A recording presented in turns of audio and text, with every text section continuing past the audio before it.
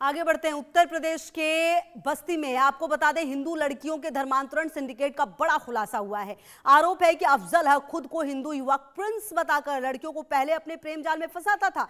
खुद को हिंदू दिखाने के लिए अजवरुल ने हाथ में कलावा भी पहना ताकि लड़कियों को कोई शक ना हो। इसके बाद उसने 100 से ज्यादा हिंदू लड़कियों को अपने प्रेम जाल में फंसा लिया, उनका यौन उत्पीड़न किया, लड़कियों को शादी का झांसा देकर उनका भरोसा जीतता था, फिर आपत्तिजनक वीडियो बनाकर ब्लैकमेल भी करता था, लड़कियों को देह व्यापार में ढकेल देता, उस पर लड़कियों को नेपाल समेत अलग अलग राज्यों में भेजने का भी आरोप है। हिंदू लड़कियों के धर्मांतरण और देह व्यापार का पूरा खेल बस्ती के एक होटल में चल रहा था। जी हां, और कहीं ना कहीं इस पूरे घटना के सामने आने के बाद सवाल यह कि आखिरकार जब इतनी बड़ी घटना चल रही थी तो बाकी पुलिस प्रशासन क्या कर रहे थे? 100 से ज्यादा लड़कियां, आप सोचिए कि उसको फंसाया गया 100 से ज्यादा लड़कियों को, और कुल मिलाकर अगर इस तरह की घटना यहां पर सामने आई है तो सवाल यह भी है कि क्या और भी लोग हैं इस सिंडिकेट में शामिल? क्या ये अकेले कर रहा था? क्योंकि कहा जा रहा है कि कई जगहों पर लड़कियों को बेचने का काम भी किया गया है।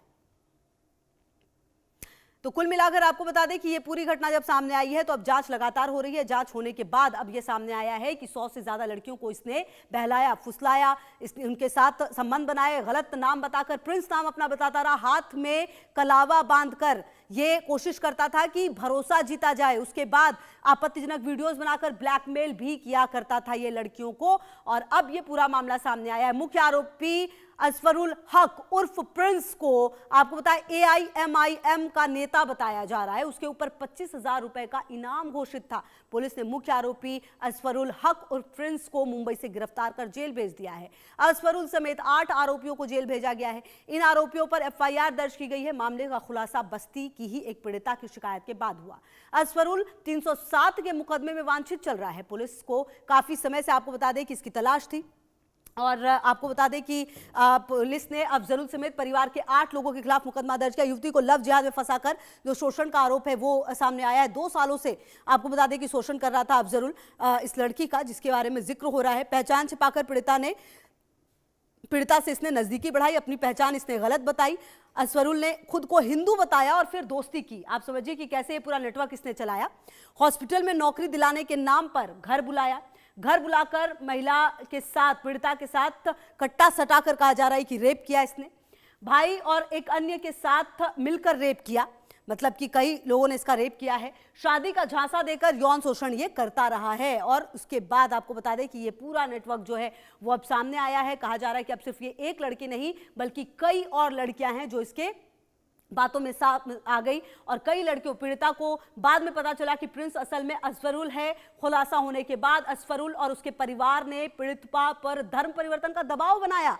पीड़िता का आरोप है कि आरोपी इसी तरह से हिंदू लड़कियों को प्रेम जाल में फंसाकर उनका वीडियो बनाता था और ब्लैकमेल करता था। पीड़िता का आरोप है कि अब तक आरोपियों ने लव जिहाद में फंसाकर 100 से ज्यादा लड़कियों का शोषण किया है। जी हां, तो कलावा दिखाकर जो ये किया गया है, अब देखना होगा कि पुलिस प्रशासन इसमें किस तरह से जांच को आगे बढ़ाएगी, क्योंकि काफी बड़े और गंभीर आरोप इस पर लगे हैं।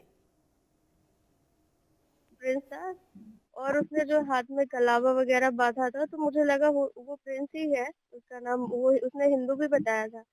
तो मेरी बातचीत उससे हुई। उसके बाद जो है उसने मेरा नंबर लिया, मुझे दूसरे हॉस्पिटल में जो है जॉब के लिए बुलाया, मालिक से मिलवाने के लिए। वहाँ पे उसने जबरदस्ती मेरे साथ कट्टा लगा के दुष्कर्म किया। और उसका नाम है प्रिंस, उसका पूरा नाम है अजफरुल हक। जब वो शादी का झांसा देके मुझे बहुत टाइम तक ऐसे टहलाता रहा, मैं उसे फोर्स करती थी कि वो अपने घर वालों से मुझे मिलाए। तो एक दिन मुझे वो अपने घर ले गया।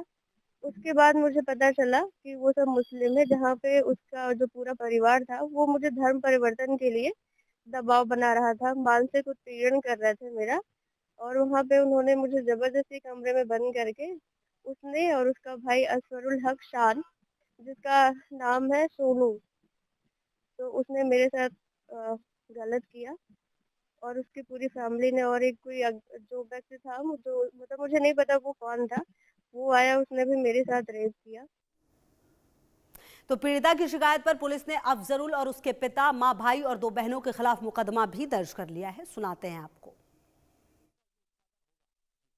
देखिए, थाना पुरानी बस्ती, जनपद बस्ती का रहने वाला एक युवक जिसका नाम अफजरुल हक उर्फ प्रिंस है, ये पुलिस जनपद बस्ती थाना कोतवाली में पंजीकृत अभियोग में वांछित चल रहा था। 25,000 रुपए का उस पर इनाम था।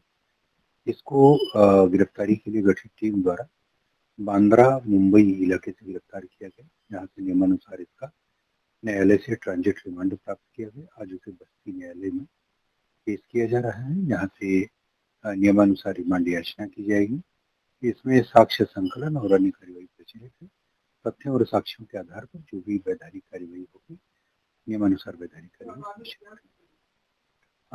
इसके कुछ आपराधिक इतिहास है, पुलिस उनकी जानकारी कर रही है और इस संबंध में जैसा मैंने कहा कि सुसंगत साक्ष्यों के आधार पर ही पुलिस कोई निर्णय लेगी।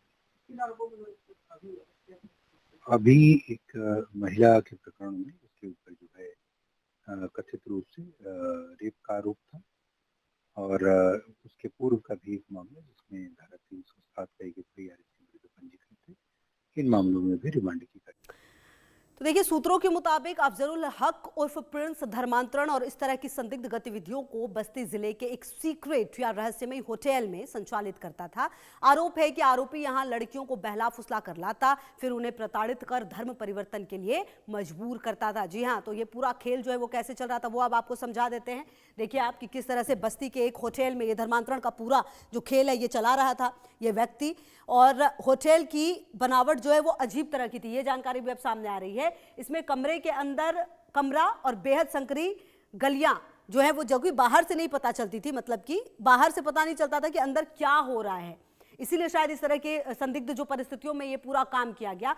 होटल में ग्राहकों के लिए कोई रिसेप्शन नहीं है, बिना पहचान के होटल में नहीं दी जाती थी एंट्री। खासतौर पर होटल को डिजाइन कराया गया आपको बता दें, और ये पूरा जो गोरख धंधा चल रहा था, पकड़े जाने पर पिछले रास्ते से भागने में आसानी होती, मतलब कुछ इस तरीके से इसे डिजाइन किया गया कि जब जैसी जरूरत हो वैसे उसका इस्तेमाल किया जाए। अब देखिए कि किस तरीके से जो होटल है यहाँ पर ये धर्मांतरण का खेल चल रहा था। अब देखना तो ये है कि आने वाले समय में क्या इस पर कुछ बड़ा एक्शन होगा, ताकि आने वाले समय में इस तरह के जो धर्मांतरण का खेल है वो रुक पाए।